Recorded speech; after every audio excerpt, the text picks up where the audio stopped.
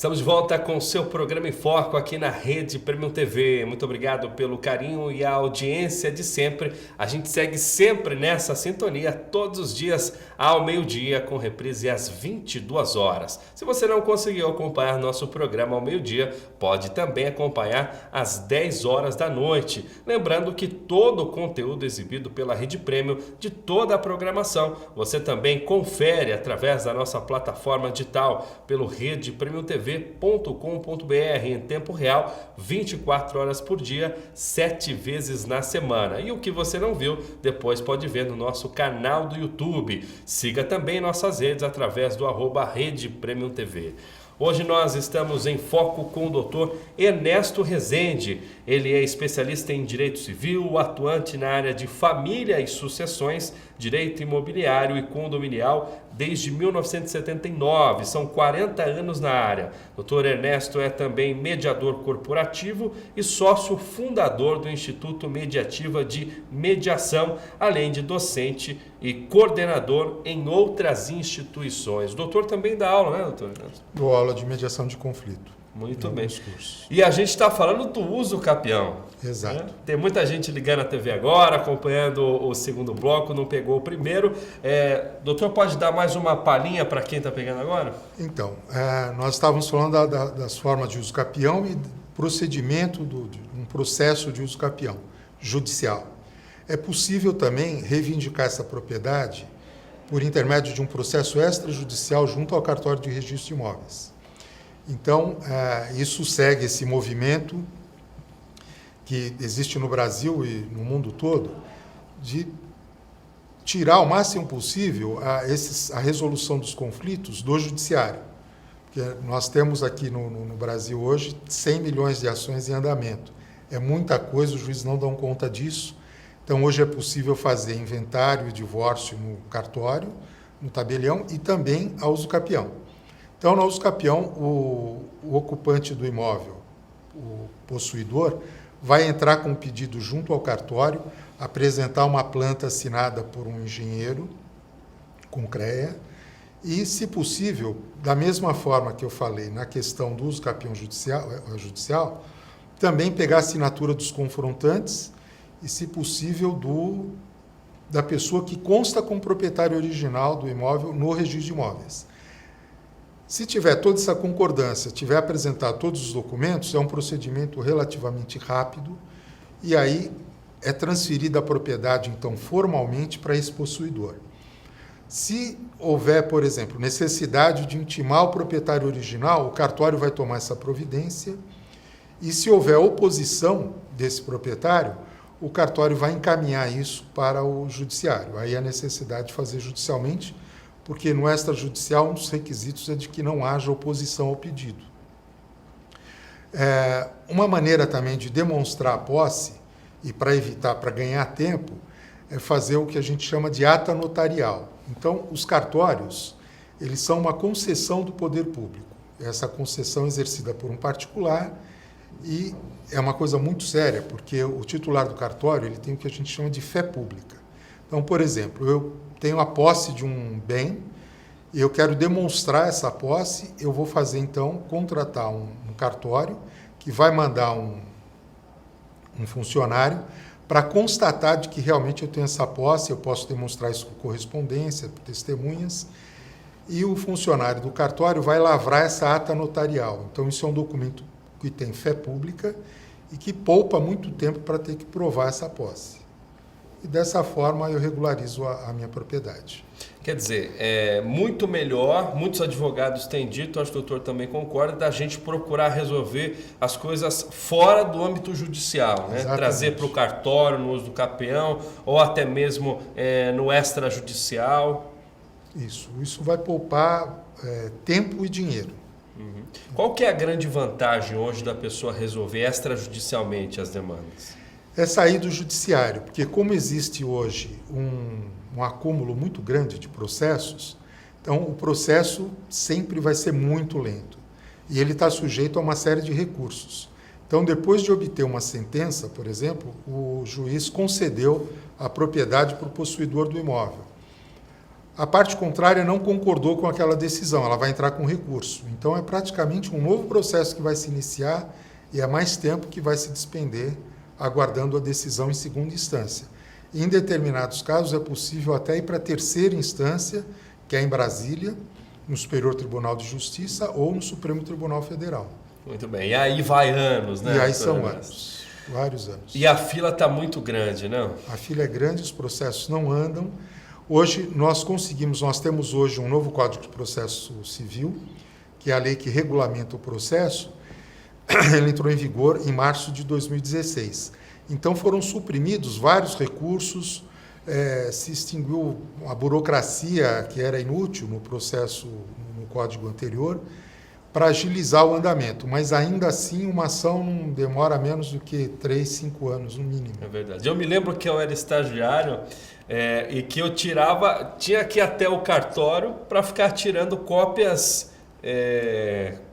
com selos, né? Isso. Cópias que estivessem autenticadas, exatamente. E isso demandava um trabalho imenso. Depois que eu saí da área, que me disseram que não precisava mais fazer isso. Então as coisas vão se atualizando.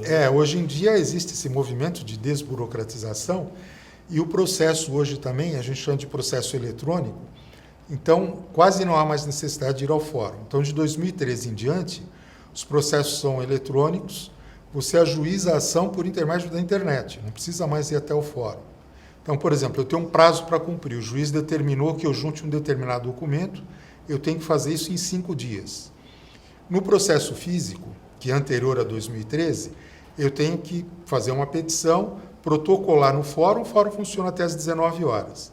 No processo eletrônico, eu tenho até às 23 horas e 59 minutos para protocolar isso e atender o prazo. Então está muito mais prático. A gente costumava falar, muitos anos atrás, que o bom advogado é aquele que tem um calo no umbigo, que é de encostar no balcão do fórum que vai lá consultar o processo. Então, quanto maior o calo, mais experiência o advogado. Hoje em dia isso já não existe mais, hoje o calo é nos dedos quando a gente está digitando. É verdade, é verdade. Muito bem, então quer dizer, a gente falou aqui no primeiro bloco acerca do que é a base, não é? A síntese do uso capião, qual é a prática, em quais condições ele pode ser requerido, utilizado, quais são as condições que se enquadram. Agora, no segundo bloco, o doutor Ernesto está falando para a gente melhor dessa forma de se ajuizar a ação, que dá para ser feita também através de cartório ou extrajudicialmente. E tem a questão também dos bens móveis, não é, doutor Ernesto? Exato. Isso daí é uma pauta muito importante, porque muita gente acha que não dá para fazer, né? E dá. E é possível. Então você pode, com relação aos bens móveis, as regras são as mesmas do bem imóvel, só que o prazo é menor. Então, um bem imóvel, existe a uso capião extraordinária, que é de 5 anos, e a ordinária de 3 anos. Então você tem que provar a posse, tem que provar que essa posse é mansa e pacífica. O que ocorre? Você às vezes empresta um carro para um amigo e ele vai usando durante vários anos. Não houve oposição da sua parte, ele está pagando IPVA, ele pode reivindicar a posse desse bem por intermédio de uma ação de uso capião. Existe um ditado no direito de que o direito não socorre os que dormem. Então é muito importante para o proprietário de um bem imóvel, ele ceder esse imóvel para terceiro, que ele tome essas cautelas para evitar de perder esse bem, porque isso pode acontecer. E nesse caso específico, quanto tempo a pessoa perde o veículo? De 5 anos. Então, se ele utilizou durante 5 anos, sem oposição, ele pode entrar com ação, reivindicar isso e promover a transferência do veículo para o seu nome, por intermédio da decisão judicial, junto ao Detran. E essa aplicabilidade de 5 anos, ela se enquadra a todas as outras questões? Por exemplo, um barco, um artigo esportivo ou, de repente, um celular caro? Isso. E existem até casos de um celular que não seja tão caro, mas você vai perder aquele bem se não tomar essas cautelas e deixar isso na posse de um terceiro sem formalizar essa posse. E acontece bastante, doutor Ernesto, esses casos de imóveis? Eu não tenho nenhum de bem móvel. Eu tive um caso de um carro, logo que eu comecei a advogar, muitos anos atrás. Eu acho que hoje é menos comum, porque as pessoas estão mais conscientes dos seus direitos e elas têm procurado tomar essas cautelas e têm procurado também consultar um advogado para evitar problemas. Pois é.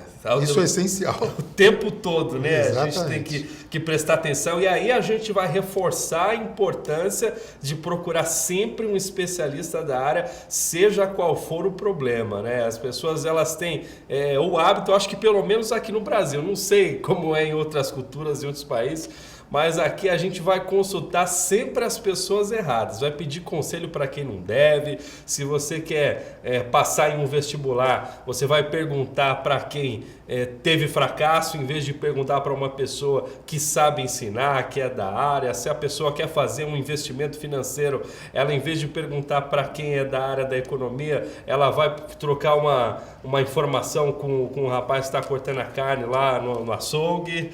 Então é complicado, né? As pessoas precisam saber se informar com os profissionais corretos, né, doutor? E é importante também agir, então sempre às vezes consultar um advogado, não só quando surge o problema, mas para evitar o problema. Então um advogado pode agir de forma preventiva. Qualquer tipo de negócio que você vá fazer, por mais simples que seja, é bom sempre ter a opinião de um advogado para ver se não há alguma irregularidade naquele ato que está se praticando. Muito bem. O que é fundamental a gente destacar, a gente está chegando no fim dessa entrevista de hoje, para quem for fazer algum tipo de pedido, uma solicitação, seja de forma judicial, extrajudicial ou através do cartório, que está pensando em pedir algo de uso capião, o que é fundamental a pessoa checar? Então, nós temos aí dois lados, né? A gente está sempre se referindo a quem vai entrar com o pedido de uso capião. Então, você tem que consultar um advogado, o advogado vai ver se a documentação e as circunstâncias em que essa posse ocorre preenche os requisitos do uso capião, e ele vai instruir a ação com tudo isso e dar entrada ou num processo judicial ou junto ao cartório no uso capião extrajudicial. Agora, nós também temos que pensar naquele proprietário que está correndo o risco de perder o imóvel. Então, eu tenho, por exemplo, um caso em uma herdeira. O pai dela tinha alguns imóveis numa determinada região de São Paulo e ele ia vendendo esses imóveis e tinha uma pessoa que tomava conta do imóvel justamente para evitar a invasão. E no último lote que ele tinha, na verdade eram 5 lotes na Zona Leste, um lugar que se valorizou muito em função de metrô e uma série de benfeitorias públicas, e essa pessoa plantava lá, era uma área bem grande, e o proprietário faleceu. E nós fomos lá, então, para pedir que ele desocupasse. A minha cliente, inclusive, se dispôs a dar uma ajuda financeira para ele, uma pessoa muito humilde. E ele consultou um advogado, e o advogado já brilhou o olho e viu ali uma chance de conseguir uma vantagem. Então, ele fez a ação sem cobrar absolutamente nada. Eram 5 lotes, então, provavelmente, ele ia ficar com uma parte desses lotes. O processo é de 2013. Nós tivemos a decisão de primeira instância em 2015, houve o recurso e hoje está parado no tribunal o recurso e a minha cliente está sem a posse do imóvel durante todo esse período, continua pagando IPTU e essa pessoa utilizando o imóvel. Então a gente tem que olhar sempre os dois lados. Às vezes tem situações que são injustas. É verdade. A pessoa precisa ficar atenta, né, doutor? Exatamente. Muito obrigado, viu, Eu que agradeço, pela sua presença. Sucesso para você. E quem quiser procurar um aconselhamento, de repente tomar um café com o doutor, como que faz? Nós estamos à vontade. Nós temos um site, que é o www.resendineto.com. Lá tem todas as informações, existem artigos interessantes para orientar as pessoas. E estamos lá dispostos a receber no nosso escritório, sempre à disposição para tomar um café e bater um papo. Muito bem. Obrigado, doutor Ernesto. Eu que agradeço. Este foi o seu programa em Foco de hoje. Obrigado a você pelo carinho, a audiência de sempre. Continue com a nossa programação na Rede Prêmio TV, sempre feita para você, ok? Eu te vejo amanhã. Até lá!